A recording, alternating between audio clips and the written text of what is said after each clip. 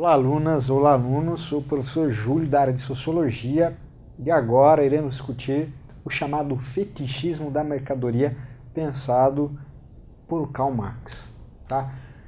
Primeiro, lembrar que, segundo a teoria de Marx, a célula fundamental do capitalismo é a mercadoria. É ela que consegue cristalizar todas as contradições sociais deste modo de produção. Outra coisa, essa mesma mercadoria que vai compor os ganhos do capitalista, ela é, primeiro, ela é feita na produção, obviamente. No entanto, é importante lembrar que, na esfera da produção, é extraído um excedente produzido, esse excedente vai compor o que Marx chamou de mais-valia, né? E a realização dessa mais-valia vai completar-se na esfera da circulação ou do mercado. Tá? Sem essas duas esferas conectadas, o movimento de exploração e dominação do capital é cessado. Né? Então a mercadoria, como célula fundamental, vai ter que passar por esses dois processos. Bom, outra coisa. O que nós entendemos por fetiche? Fetiche é o objeto ao qual se atribui, ou a relação na qual se atribui ao objeto um poder sobrenatural, mágico e se presta culto. Objeto esse, encontrado na natureza ou produzido pelo próprio homem. Tá? O Marx, pensando nisso, vai chegar à seguinte ideia. No capitalismo, como necessidade para alavancar a circulação e realização do valor, a ideologia por trás desse sistema vai produzir o chamado fetichismo da mercadoria, na qual as pessoas vão se ver necessitadas do consumo das mercadorias. E esse processo é complexo, a gente vai entender algumas partes dele. Tá? Então, primeiro ponto. No fetichismo da mercadoria, a produção ganha status autônomo em relação à vontade humana. Nós passamos a produzir não mais objetivando principalmente as vontades alheias, mas agora a produção humana vai se focar mais numa vontade que está além do humano, que está, na verdade, na satisfação da própria realização do valor e dos interesses do capital. Então, primeiro ponto.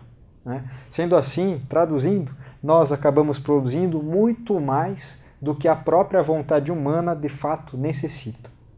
Segundo ponto, o caráter social do trabalho é ocultado.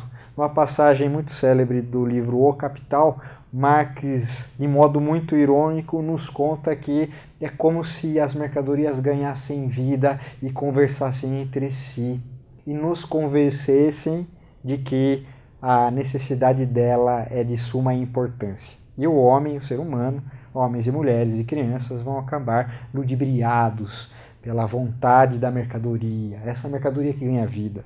Né? E finalmente, essa mercadoria que ganha vida e as relações sociais por trás da produção dela são ocultadas, né? Essa mesma mercadoria passa a ser objeto de adoração. Né? Então adoramos nossos automóveis, nossos iPhones, nossos objetos tecnológicos e desconsideramos o caráter social que os fez. Então, por exemplo, pouco nos ligamos no caráter do trabalho daqueles que foram extrair minérios lá na África e em que condições foram extraídos, se trabalho escravo ou não. E eles estão nos nossos celulares e computadores. Né? Esse é um fetichismo da mercadoria. No nível aparente e imediato, a relação não é entre sujeitos produtores, mas, finalmente, entre coisas. É como se as mercadorias ganhassem vida e elas, por si próprias, estabelecessem as trocas. Né? O caráter social ele é ocultado, ganha importância a relação entre coisas. Né? Que no nível mais essencial, a gente sabe que não é assim, e Marx contribuiu muito para desvendar esse problema. E, finalmente, o que vai ocorrer é uma inversão. Né? O sujeito, o produtor, que pensa, que trabalha, que deposita nervos, músculos e pensamento na criação de um objeto, passa a ter uma posição subordinada. Né? O objeto que é criado se torna sujeito da relação e o sujeito se torna um objeto manipulável pelo objeto. Marx dá o nome disso de coisificação ou reificação, né? As relações sociais passam a ser coisificadas.